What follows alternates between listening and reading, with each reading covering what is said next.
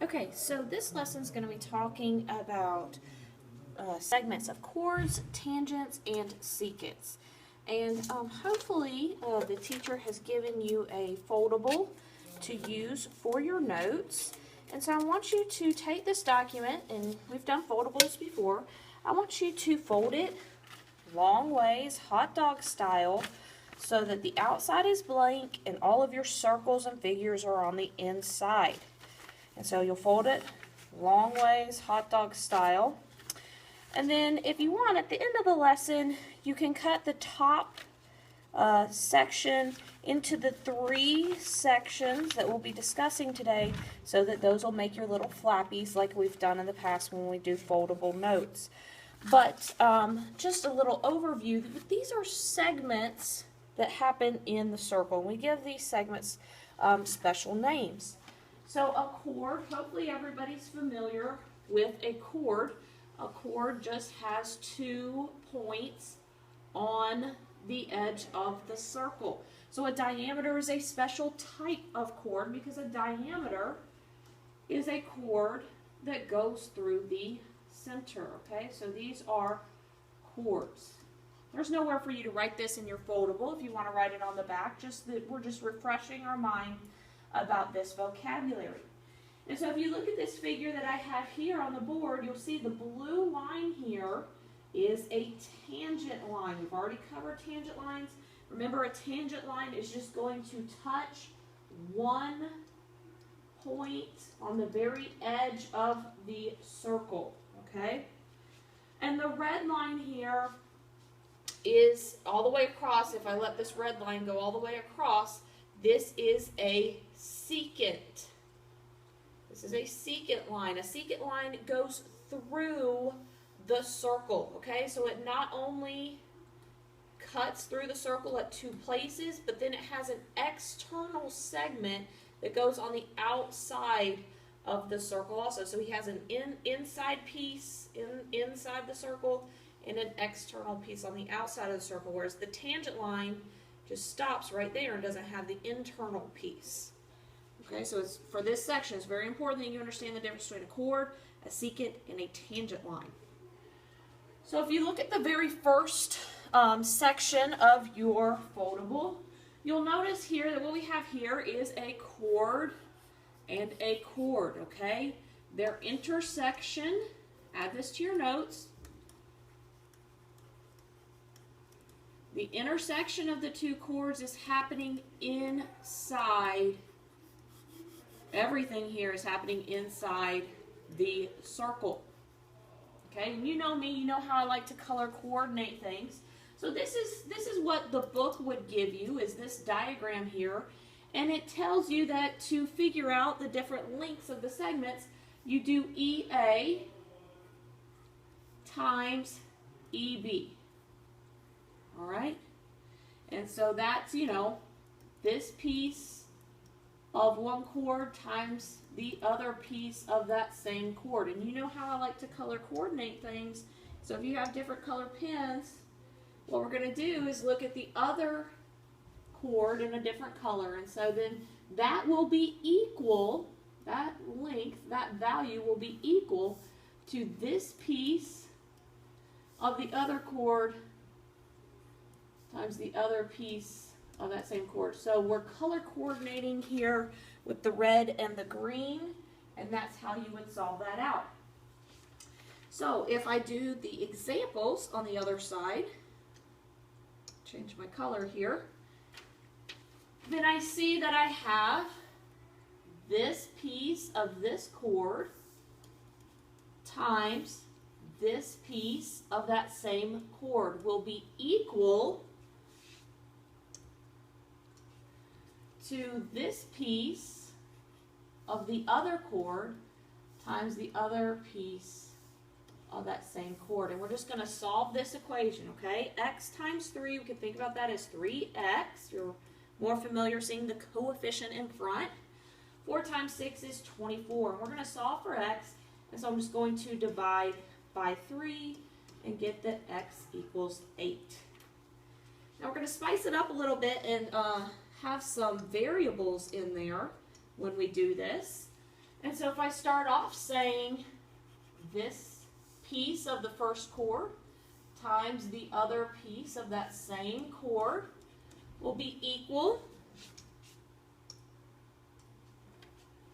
to this piece times the other piece of the chord. Now be careful there. That is an expression. That's x plus 1. So I'm going to put him in parentheses so that I understand that they go together. And when I start solving this, well, 3 times 4 is just 12. But when I go to multiply here, I have to distribute, because the 2 has to multiply not only to the x, but also to the 1. It has to multiply to both of those things in that expression. So that makes 2x plus 2. And I want to solve for x, so I'm going to subtract 2 to both sides. Leaves me with 10. Divide by 2. And I get that x equals 5.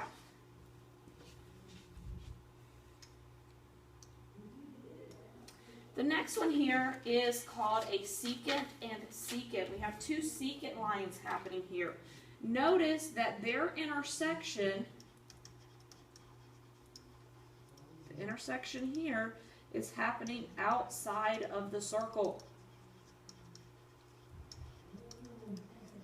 Because up here, it was happening inside the circle. Here, the intersection is happening outside of the circle. So that's how you can tell the difference between these two.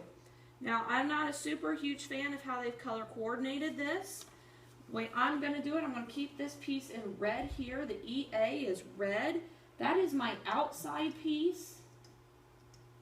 So you take the piece that's on the outside and you multiply it. If you look here, EB is the whole thing. So we're going to take the outside piece and multiply that times the whole entire segment. And that is going to be equal to the other secant line. If I take the outside piece, so I'm going to change this to be green, to represent the outside piece of that secant, multiplied. If you look here, they have ED. ED is the whole entire distance all the way across the other secant. And so the relationship here is outside piece times the whole secant will equal to the outside piece times the whole entire secant. So over here, we have outside piece, which is 6, times, I need to do the whole secant, the whole, all the way across the whole thing. Well, to do that, I'm just going to add these together. So I'm going to write it right there, 9 plus 6, but I know that 9 plus 6 is 15. And when I set up on the other side, outside piece is 5, multiplied times all the way across is x plus 5. I'm going to put that in parentheses to represent that that is an expression there. So when I want to solve this out, I'm just going to use my calculator. 6 times 15 is 90. But over here, I'm going to have to distribute that. So that's going to make 5x, and 5 times 5 is 25. Subtract the 25 over. And I get 65. And then we're going to divide by 5. And so we get 13.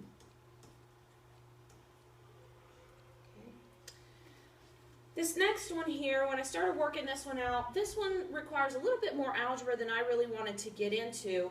So I changed it so that the outside piece here was just 4. Hopefully that's reflected in the copies that you guys have in front of you, with that just being a 4 there. And so if we do the outside piece with 4, multiplied times the whole thing. Now be careful here. We have to do x minus 1 plus 4 to do that whole distance all the way across, to add these two sections together. Well, negative 1 plus 4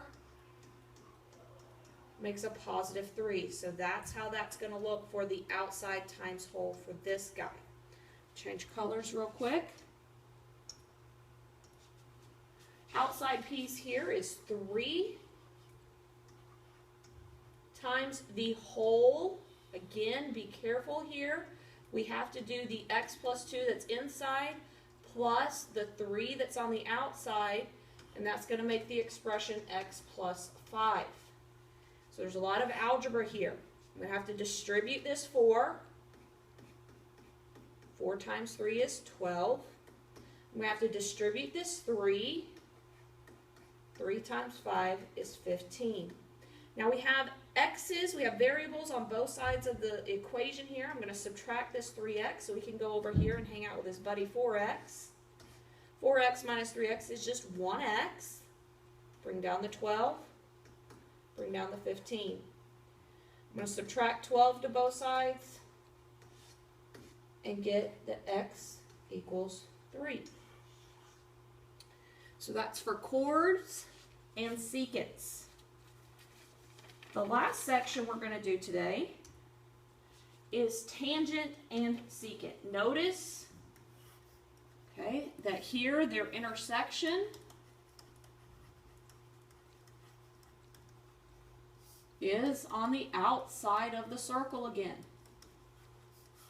All right, so chords are easy to identify because they are inside, but both secant and tangent secant both have the intersection happening on the outside. Now, notice that the blue here is representing my tangent piece. Okay, that guy's tangent. How do I know he's tangent? Because he's only touching my circle at one point. All right, so the rule here is that your tangent piece needs to be squared. And that will equal the same rule as we had before for the secant. Okay, secant, here's your outside piece. And that needs to multiply to the whole thing all the way across your whole secant. All right, so thankfully that part is the same as before. So you have to be able to identify here which side is your tangent side, because he has a different rule. So when I come over here and look at these examples, I see that x here is my tangent piece. So I have x squared, and the 1 and the 3 are going to make my secant. So that's outside piece times whole. The whole thing all the way across, which will be 1 plus 3, which is just 4. So when I go to solve this, 1 times 4 is just 4. And now hopefully you're okay with the fact that the inverse of x being squared, the opposite, if I want to do the opposite to both sides, the opposite of squaring is to square root. Okay? And the square root of 4, if you punch that in the calculator, is 2. All right, on the next one, you've got to be able to identify which one is the tangent piece. The tangent piece here is the 7 because it's only just barely touching the circle. So I do 7 squared because he was my tangent piece.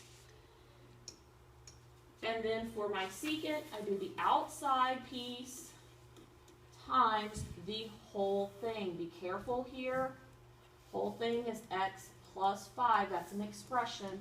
I'm going to put him in parentheses. When I go to solve, 7 squared means 7 times 7, that's 49. And here I'm going to distribute. 5 times 5 is 25. I'm going to subtract the 25 over. It's going to leave me with 24. And then I need to divide both sides by 5, and so this didn't come out as pretty as the other ones did, but that's okay. We have our calculators. We can just round that to 4.8. So that is section 10.5, the segments inside of a circle. And now you can do your practice problems.